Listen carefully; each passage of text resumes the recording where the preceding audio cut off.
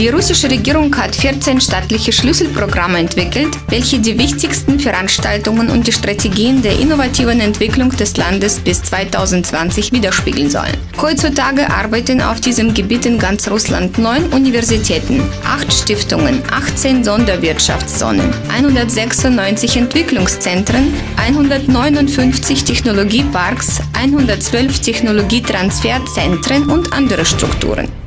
Bei der Realisierung der Ideen, die die innovative Politik vorantreiben, lernt man aus den Erfahrungen, die die ausländischen Firmen mitbringen. Die enge Partnerschaft auf diesem Gebiet haben wir mit der Schweiz, mit der uns eine lange Geschichte verbindet. Im letzten Jahr haben wir das 200-jährige Bestehen der diplomatischen Beziehungen beider Länder gefeiert. Nach dem Zusammenbruch der Sowjetunion im Dezember 1991 war Schweiz das erste Land, das die Russische Föderation als Nachfolger der Sowjetunion anerkannt hat. Seit Januar 1994 hat die zusammengesetzte Handelskommission beider Länder, der Russischen Föderation und der Schweiz, ihre Arbeit aufgenommen. Im Juli 2009 wurde unter Unterstützung der Handwerkskammer Russlands ein Geschäftsrat, der sich mit der Partnerschaft mit der Schweiz beschäftigt, ins Leben gerufen. Im Dezember 2011 hat die Vertretung der Handwerkskammer Russlands in Zürich ihre Arbeit aufgenommen. Die engen Beziehungen zwischen den beiden Ländern werden am besten durch die konkreten Zahlen charakterisiert. Der heutige Stand der Dinge zeigt, dass der Gesamtvolumen der Schweizer Investitionen in die russische Wirtschaft mehr als 5 Milliarden Dollar beträgt. Der Gesamtvolumen der russischen Investitionen in die Schweizer Wirtschaft mehr als 8 Milliarden Dollar. Insgesamt sind es mehr als 600 Firmen in Russland registriert, bei denen Schweiz mitbeteiligt ist. Unter den größten Investoren ist das Unternehmen Nestlé, welches Konditoreienerzeugnisse und Süßwaren produziert. Konzern Asia Brown Boveri, ABB, das die Stark- und Schwachstromanlagen für die Maschinenbau und Bau produziert. Konzern Schindler, das die Aufzüge und Rolltreppen erstellt. Und der Hauptanteil der russischen Investitionen in der Schweiz fällt auf die Vereinigung Renova. Es entwickeln sich außerdem die Partnerschaften auf den regionalen Ebenen. Die einzelnen Regionen Russland vertiefen ihre geschäftlichen Partnerschaften mit der Schweiz auf vielen unterschiedlichen Gebieten. Am aktivsten sind die Städte Moskau, St. Petersburg. Solche Regionen wie Ivanov, Kaluga, Kirov, Kostroma, Moskau, St. Petersburg, Leningrad, Nischni Gorod, Novosibirsk, Rязань, Samara, Sverdlovsk, Ulyanovsk, Tscheljabinsk, Jaroslaw-Regionen, sowie die Republiken Baschkortostan, Tatarstan, Tschuwaschien und Jamalo-Nenetski autonomer Kreis. Von der schweizerischen Seite sind es die Gegenden um Basel, Bern, Bo, Geneva, Luzern, Neufchâtel, Fribourg, Zürich. In der Schweiz finden regelmäßig wirtschaftliche Präsentationen der russischen Region. Im Mai 2013 fand in Lausanne das Forum Innovationen in Russland und Schweiz. Diese Veranstaltung hat viele Wissenschaftler, Geschäftsleute und Politiker beider Länder angezogen. Der Kreis der Diskussion gestellten Fragen umfasste nicht nur laufende Projekte, sondern auch Projekte mit den neuen Ausrichtungen. In Russland haben wir ein ernstzunehmendes Problem mit der Entwicklung der Demografie. Die Zahl der Bevölkerung sinkt. Ich sehe meine Aufgabe darin, dieses Problem zu lösen. Mein Ziel wird es sein, die Fortpflanzungszentren und die Geburtskliniken hier zu gründen. 2 solche Zentren sind schon da. Das 3. entsteht in Astrachan. Und ich denke darüber nach, das 4. zu eröffnen. Inzwischen sind die Schweizer Wissenschaftler die europäischen Führer in Fragen bezüglich der Einführung von innovativen Technologien. Die russische Regierung hat sich als Ziel gesetzt, diese Technologien zu entwickeln. Im Rahmen der staatlichen Kooperation Rostech existiert schon Holding Stankoprom. Ohne moderne Werkzeuge ist es unmöglich, konkurrenzfähigen Maschinenbau zu entwickeln. Die Modernisierung passiert in vielen Industriezweigen. Und nun heutzutage, trotz der schwierigen Beziehungen zwischen Russland und Europa, gibt es Möglichkeiten für die Entwicklung und Implementierung der neuesten europäischen Technologien. Ich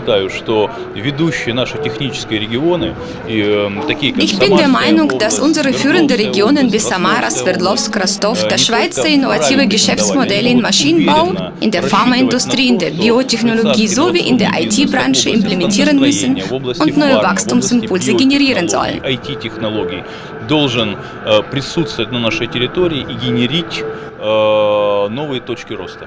Die russischen Unternehmen können dann auch auf den europäischen Märkten erfolgreich sein. Im Rahmen des Forums wurde ein Verwaltungsbüro des Unternehmens Schwabe eröffnet, der Mitglied der staatlichen Kooperation Rostech ist. Dieser stellt Materialien für die Optik, medizinische Instrumente her.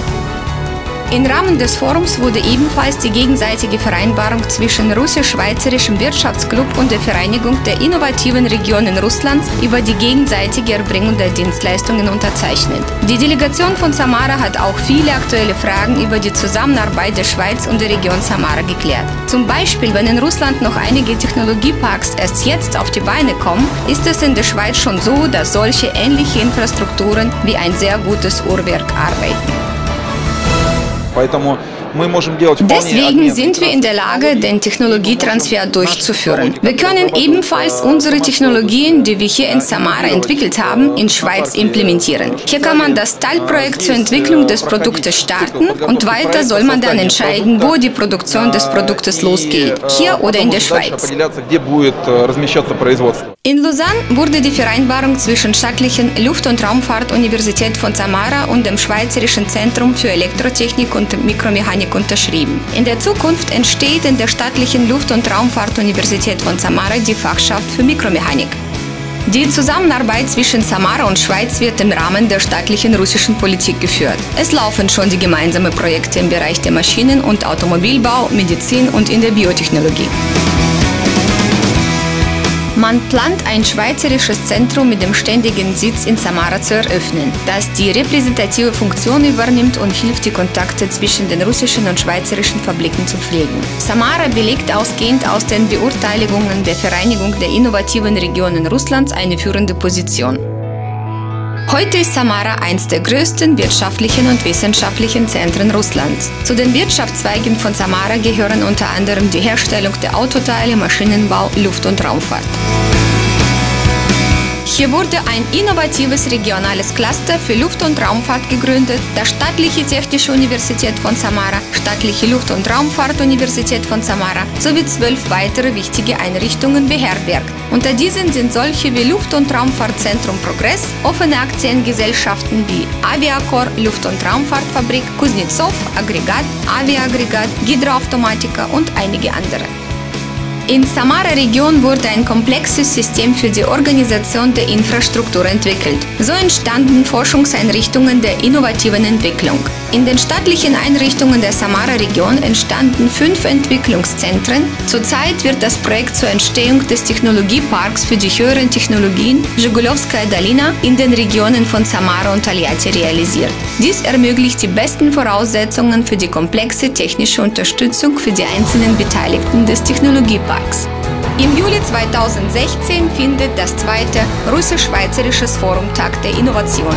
Das Thema lautet Innovationen, Rohstoffe der technologischen Entwicklung der Wirtschaft. Bei dieser Veranstaltung nehmen unter anderem Politiker, Geschäftsleute, Direktoren der Finanzinstituten, der Forschungs- und Entwicklungszentren, technische Leiter der Maschinenbau, der Pharmaindustrie, der Medizin, IT-Spezialisten und viele andere teil. Im Rahmen des Forums werden die Erfahrungen ausgetauscht, wie solche gemeinsame innovative Projekte zwischen der Russischen Föderation und der Schweiz entstehen können, die viele Arbeitsplätze mit sich bringen.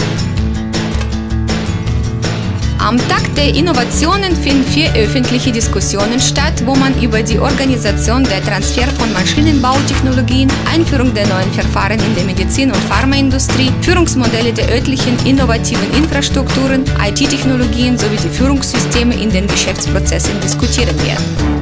An 3 runden Tischen wird die Rolle des Engineerings bei der Entwicklung des innovativen Maschinenbaus diskutiert, Förderung des privaten Kapitals in die innovativen Projekte in der Medizin- und in der Pharmabranche, gemeinsame Projekte zur Förderung der Fachkräfte.